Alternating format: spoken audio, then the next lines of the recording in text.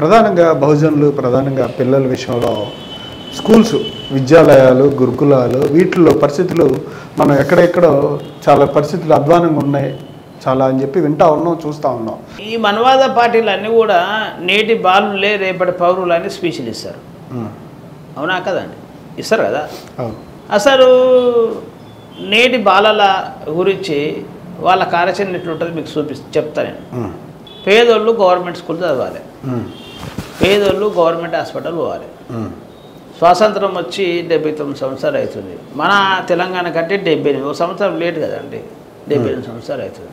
మేము బహుజనులం అయితే తెలంగాణ ఇప్పటిదాకా పాలించలే కదా, వాళ్ళే పాలించారు కదా.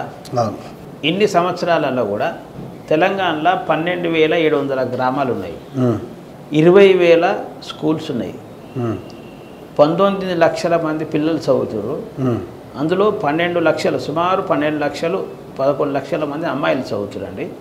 చదువు ముఖ్యమే అండి. 3 కోట్లు 4 కోట్లు పెట్టి ఒక స్కూల్ కట్టిస్తారండి. అందులో 500, 600, 700 మంది విద్యార్థులు చదువుతారు. టాయిలెట్ ఫెసిలిటీస్ లేవండి. నువ్వు టాయిలెట్ క్లీన్ చేయడానికి మనిషిని నువ్వు పెట్టకపోతే ఎట్లా దాన్ని యూజ్ చేస్తామండి? దురదృష్టము దౌర్భాగ్యము ఏంటంటే ఈ తెలంగాణ రాష్ట్రం కాదు భారతదేశ వ్యాప్తంగా కూడా ప్రభుత్వ పాఠశాల చదువుకుంటున్న అమ్మాయిలు మనసు పూర్తిగా మంచినీళ్ళు తాగలేని దుస్థితి. ఇది చూసి సిగ్గు అనిపించవద్దా వాళ్ళకు?